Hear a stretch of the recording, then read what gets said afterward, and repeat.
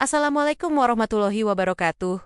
Ia datang sebagai penyelamat, menikahi seorang wanita dengan masa lalu yang rumit, lalu tinggal di rumah kecil bersama keponakan sang istri. Semua tampak biasa hingga tatapan itu berubah. Gadis yang seharusnya dianggap seperti anak sendiri, mulai memberikan sinyal yang sulit diabaikan. Senyum manis, perhatian berlebih, dan sikap menggoda, diam-diam menyelimuti rumah yang dulunya tenang. Ia terjebak antara tanggung jawab sebagai kepala keluarga dan godaan yang terus menghantui. Satu langkah saja bisa menghancurkan segalanya. Tapi sampai kapan ia bisa bertahan di ujung jurang ini? Sebelum semuanya terlambat, apakah ia mampu menjaga kehormatan atau justru tergelincir? Selamat datang di channel This is Story Tempot, di mana setiap kisah punya makna, setiap cerita menyimpan hikmah, dan setiap drama kehidupan mengajarkan kita tentang cinta, sabar, dan iman. Di sini, kita akan menyelami kisah-kisah yang mungkin sederhana, tapi syarat pesan dan pelajaran hidup. Sebelum lanjut, mari kita ramaikan kolom komentar dengan solawat kepada Nabi Muhammad Sallallahu Alaihi Wasallam. Semoga setiap solawat yang kita kirim jadi cahaya dalam hidup kita. Amin ya Robbal Alamin.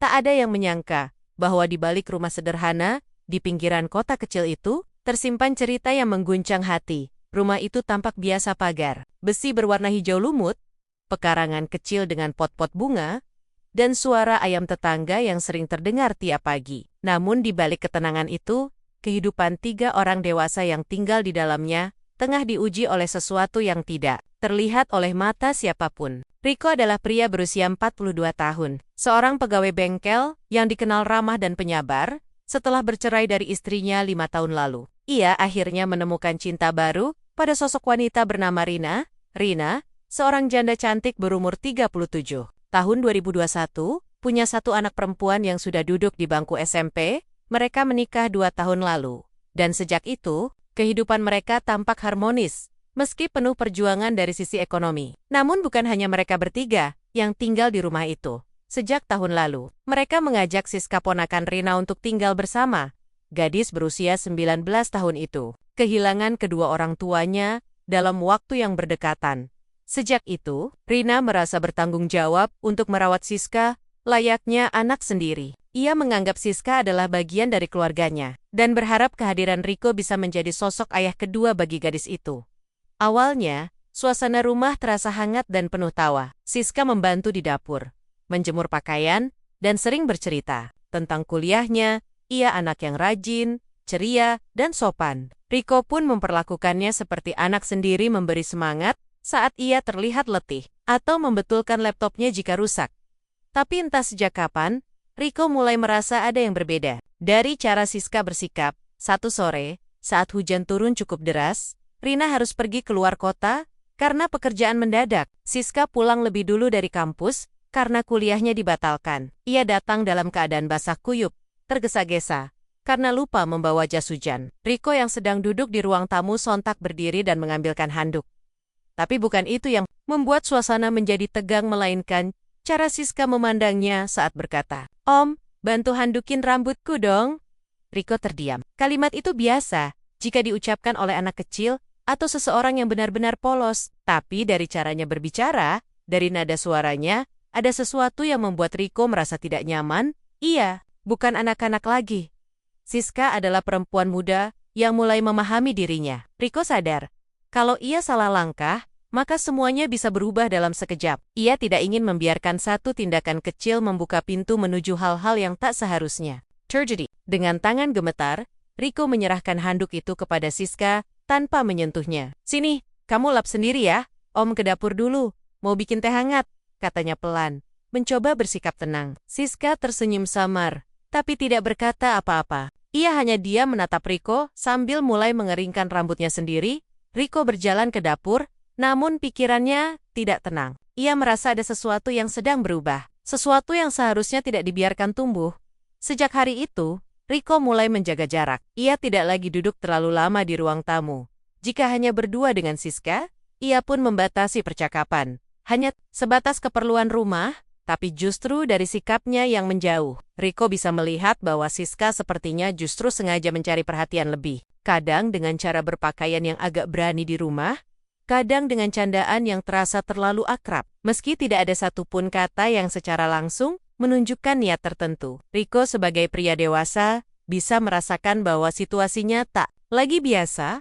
Ia tahu, jika ia diam, ini bisa jadi bom waktu. Tapi jika ia bicara pada Rina, ia khawatir akan terjadi kesalahpahaman. Ia tidak ingin merusak keluarga yang baru saja ia bangun dengan susah payah. Namun di sisi lain, ia pun tidak ingin membiarkan dirinya masuk ke dalam situasi yang bisa menghancurkan segalanya. Semenjak sore hujan itu, Rico semakin waspada. Ia merasa harus menjaga jarak lebih ketat. Tapi di sisi lain, terlalu menjaga jarak pun membuat suasana rumah menjadi canggung. Rina sempat bertanya kenapa Rico terlihat lebih diam akhir-akhir ini. Namun Rico hanya menjawab singkat, "Capek kerja." Ia belum menemukan waktu dan keberanian untuk menceritakan apa yang sebenarnya terjadi. Namun, keadaan justru menjadi semakin rumit. Suatu pagi, di akhir pekan, ketika Rico bangun lebih awal dan menuju dapur untuk membuat kopi, ia melihat Siska sudah ada di sana. Ia hanya mengenakan kaos tipis dan celana pendek yang tampak bukan pakaian tidur biasa. Senyumnya lebar, seperti sedang menyambut seseorang yang sangat dinanti. "Pagi, Om, mau kopi juga?" tanyanya sambil menunjuk cangkir yang baru saja diisi air panas. Rico tersiket. Ia ingin langsung keluar dari dapur, tapi tak ingin bersikap kasar. Ia mencoba tetap tenang. "Terima kasih, tapi Om bikin sendiri aja ya," ujarnya sambil mengambil cangkir lain. Ia tidak menatap mata Siska terlalu lama.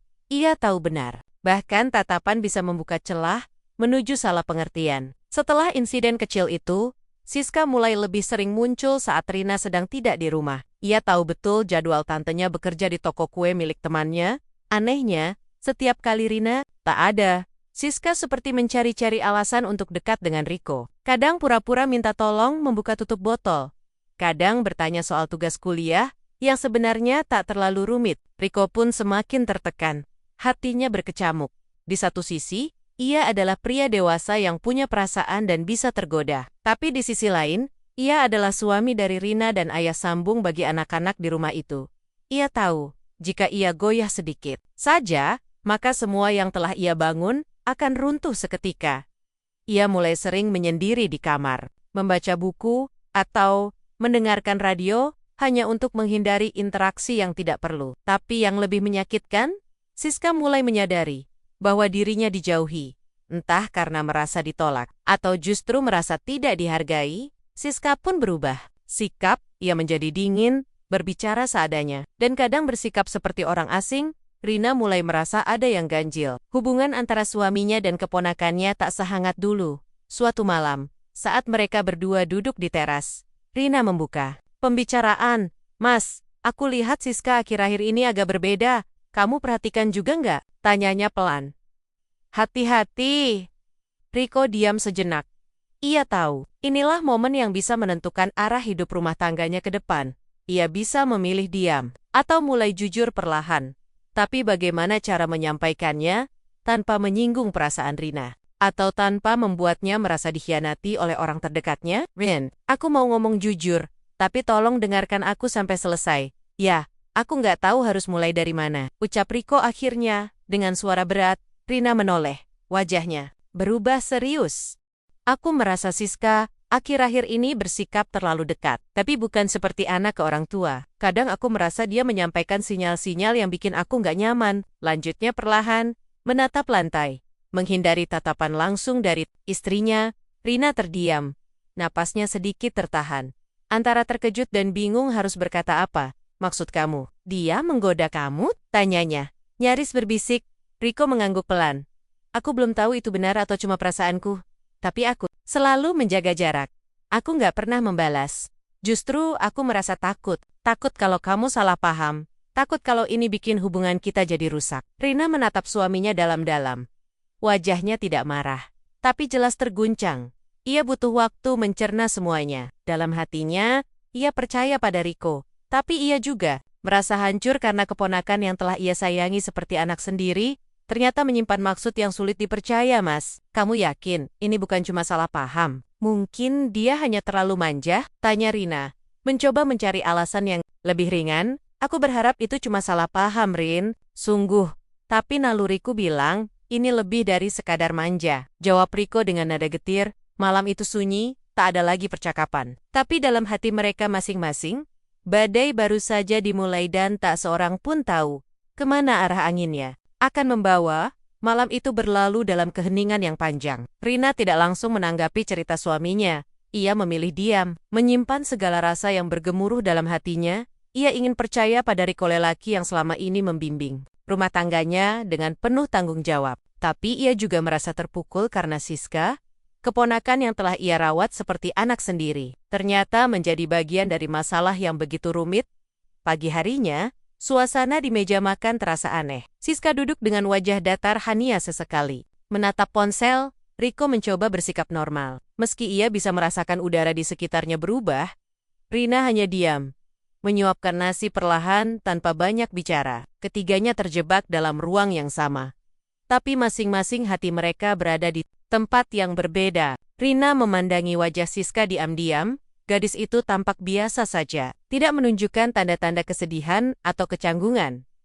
Tapi dari sorot matanya, Rina merasa ada yang tersembunyi. Mungkin luka masa lalu, mungkin rasa kehilangan yang belum terobati, atau mungkin kebingungan tentang cara mencintai dan dicintai. Ia tak bisa menuduh tanpa dasar. Tapi kini, ia tahu, sesuatu harus dilakukan. Usai sarapan, Rina meminta Siska untuk duduk bersamanya di ruang tamu. Riko memilih masuk ke kamar, memberi ruang bagi keduanya untuk bicara tanpa tekanan. Dengan suara lembut, Rina mulai membuka pembicaraan. Siska, Tante mau bicara. Tapi kamu jangan takut ya. Tante cuma ingin tahu, kamu baik-baik saja kan? Siska mengangguk pelan. Aku baik, Tante, jawabnya singkat. Tanpa menoleh, Rina menarik napas. Tante tahu, mungkin kamu merasa kesepian, atau belum benar-benar nyaman tinggal di sini. Tapi kalau ada yang kamu rasa mengganggu, atau kamu bingung harus cerita ke siapa, kamu bisa bicara sama Tante. Apapun itu, Siska menatap Rina, lalu menunduk. Ada jeda panjang sebelum akhirnya ia berkata pelan. Tante, percaya sama Om Riko? Pertanyaan itu membuat hati Rina bergetar. Ia tak menyangka Siska akan berkata seperti itu. Tapi ia menjawab dengan tenang. Tante percaya. Kenapa kamu tanya begitu? Siska menggigit bibirnya tempok ragu. Lalu akhirnya berkata lirih, aku cuma merasa aku bingung. Tante, aku nggak tahu kenapa. Tapi setiap lihat Om Riko, aku ngerasa nyaman. Kadang aku pengen deket. Tapi aku juga tahu itu salah. Kalimat itu jatuh seperti batu di dada Rina. Ia tak langsung bicara. Hanya memandangi keponakannya yang kini mulai menitikkan air mata. Aku nggak punya ayah lagi, Tante. Sejak kecil, aku nggak pernah tahu rasanya disayangin sama figur laki-laki yang benar-benar ngelindungin. Kadang aku ngerasa, Om Riko itu kayak cahaya buat aku. Rena mendekot, menggenggam tangan Siska yang gemetar. Sayang, kamu boleh merasa butuh kasih sayang. Itu manusiawi. Tapi kamu juga harus tahu, kasih sayang itu punya tempatnya. Om Riko sayang sama kamu. Tapi sebagai keluarga, bukan sebagai apa yang kamu bayangkan. Siska menangis pelan. Tangis yang bukan karena dimarahi, tapi karena kesadaran baru mulai menyentuh hatinya. Ia menyadari betapa salah arah perasaannya. Ia bukan ingin mencuri, bukan pula ingin merusak. Ia hanya mencari tempat berlindung tapi lupa bahwa tempat itu sudah ada yang Rina memeluk Siska, erat dan hangat, tidak ada kemarahan. Hanya air mata yang mengalir karena keduanya sadar. Luka yang lama bisa membuat seseorang kehilangan arah. Jika tak disembuhkan dengan kasih sayang yang benar.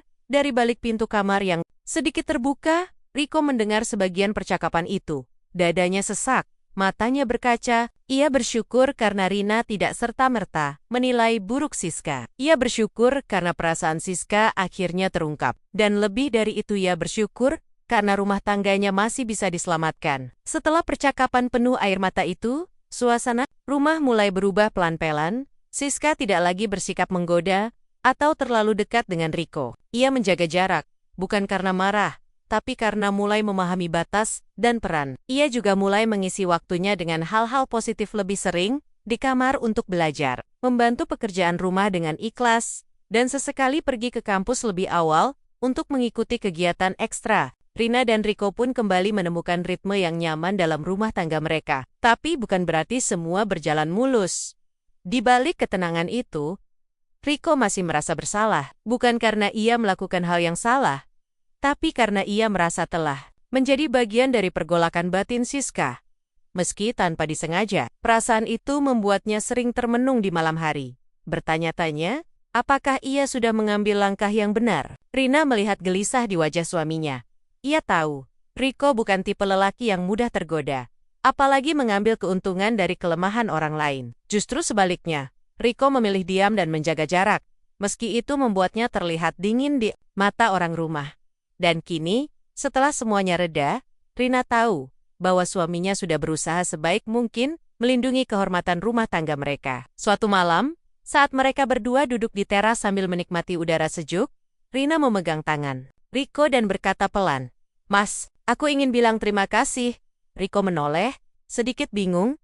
"Terima kasih, karena kamu tidak memanfaatkan situasi. Karena kamu menjaga Siska, menjaga aku, dan menjaga rumah ini. Aku tahu, mungkin gak mudah buat kamu." Riko menatap istrinya dengan mata yang mulai berkaca-kaca. Ia tak menyangka akan mendengar kata-kata itu, "Rin, justru aku yang harus minta maaf. Aku sempat takut kamu salah paham. Aku juga bingung waktu itu harus bersikap bagaimana. Aku cuma pengen kita tetap utuh, dan kita tetap utuh, Mas," jawab Rina, sambil mengeratkan genggamannya, "karena kita berusaha untuk saling percaya. Karena kamu memilih diam saat bisa saja tergoda. Karena kamu memilih jadi pelindung, bukan pemanfaat." Di balik ucapan itu, keduanya menyadari satu hal penting, bahwa dalam rumah tangga, ujian tak selalu datang dari luar. Kadang justru dari dalam rumah, dari hal-hal kecil yang tumbuh pelan-pelan, dari perasaan yang tak pernah diminta, tapi hadir begitu saja. Tapi saat ujian datang, yang membedakan adalah bagaimana seseorang menyikapinya. Keesokan harinya, Siska mengambil keputusan besar. Ia menggojukan permohonan pindah ke asrama kampus. Ia ingin belajar hidup mandiri, membangun kembali jati dirinya, dan memberi ruang yang lebih sehat bagi dirinya sendiri dan keluarga tantenya. Rina sempat menahan, tapi ia bisa melihat bahwa ini adalah pilihan yang tip. "Aku nggak pergi karena marah atau malu, Tante, tapi aku merasa ini waktunya aku berdiri sendiri. Terima kasih udah sabar sama aku. Terima kasih udah peluk aku waktu aku salah arah," ujar Siska sambil menunduk. Riko juga ikut mengantar Siska ke gerbang kampus. Di depan mobil, sebelum Siska turun, ia berkata pelan, "Maaf kalau Om pernah terlihat menjauh. Itu bukan karena Om benci, tapi karena Om pengen kamu tetap jadi gadis baik yang Tante banggakan." Siska tersenyum, matanya berkaca. "Justru karena Om menjauh, aku sadar Om bukan kayak mereka. Om adalah orang pertama yang benar-benar jaga aku. Bukannya memanfaatkan saat aku lemah." Mobil itu pun melaju meninggalkan area kampus. Di dalam mobil, suasana hening, tapi hati mereka tidak lagi penuh beban. Ada kelegaan, ada ketenangan, dan ada harapan baru yang tumbuh. Di rumah, Rina memeluk Riko begitu mereka masuk. "Aku bangga punya suami kayak kamu, dan aku yakin Siska akan jadi wanita yang kuat karena pernah dipandu dengan kasih sayang dan ketegasan." Riko hanya tersenyum, menatap langit-langit kamar mereka.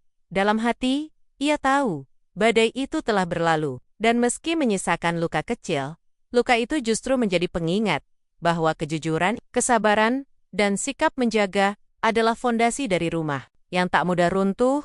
Beberapa bulan berlalu sejak Siska pindah ke asrama. Rumah yang dulu sempat diliputi kecanggungan, kini kembali menjadi tempat yang nyaman. Rina dan Riko menjalani hari-hari seperti biasa, tapi dalam hati mereka ada ruang yang bertambah luas, ruang untuk saling percaya dan untuk saling menguatkan setelah badai besar yang pernah mereka hadapi bersama. Meski Siska kini tinggal terpisah, ia tetap rutin pulang setiap akhir pekan. Namun yang kembali bukan lagi gadis yang penuh kebingungan, ia hadir sebagai perempuan muda yang lebih bijak, lebih tenang, dan lebih tahu arah. Hubungannya dengan Rina membaik, bahkan semakin dekat.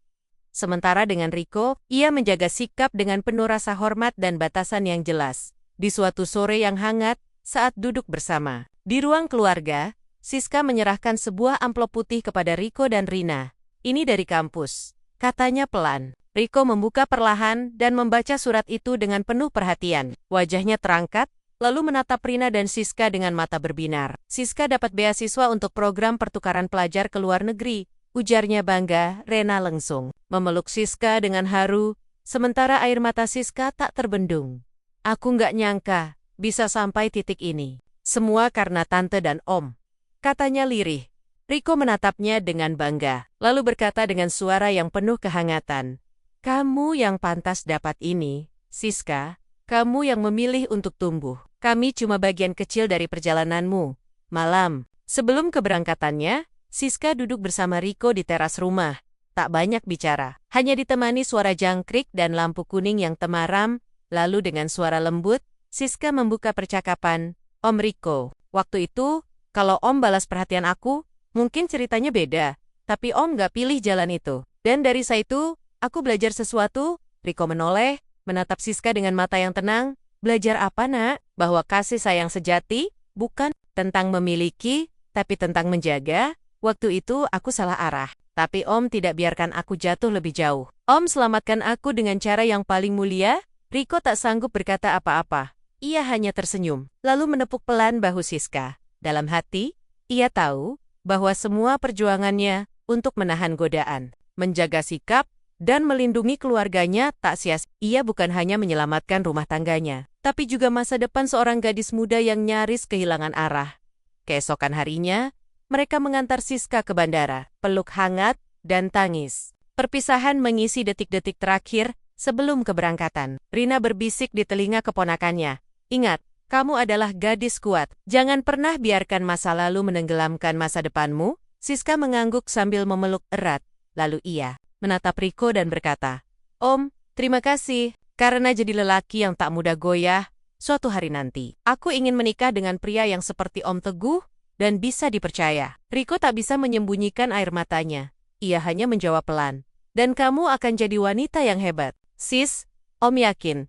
Pesawat yang membawa Siska pun mengudara, perlahan menghilang di langit biru. Di balik kaca bandara, Rina dan Riko berdiri berdua, saling menggenggam tangan. Mereka tahu, cerita keluarga mereka pernah goyah, tapi akhirnya berdiri. Lebih kuat dari sebelumnya, di perjalanan pulang, Rina bersandar di bahu suaminya. "Mas, aku bersyukur pernah melewati badai itu bersama kamu. Ternyata ujian terbesar dalam pernikahan bukan hanya tentang uang atau pekerjaan, tapi tentang menjaga kepercayaan saat godaan datang dari arah yang tak terduga." Riko mengangguk. "Dan kalau kita bisa melalui itu, berarti kita benar-benar sudah belajar jadi keluarga yang utuh." Kini rumah itu kembali sunyi, tapi bukan sunyi yang mencekam, melainkan sunyi yang teduh. Sunyi yang mengingatkan bahwa cinta sejati bukan tentang romantisme belaka, tapi tentang pilihan-pilihan untuk menjaga, memaafkan, dan menuntun satu sama lain menuju arah yang lebih baik. Terima kasih sudah menyimak kisah hari ini di channel This is Story. Semoga cerita ini bisa menjadi pelajaran dan pengingat untuk kita semua. Kalau kamu merasa terinspirasi atau tersentuh, jangan lupa untuk like, subscribe, dan nyalakan lonceng notifikasinya, agar kamu nggak ketinggalan kisah-kisah penuh hikmah berikutnya. Wassalamualaikum warahmatullahi wabarakatuh.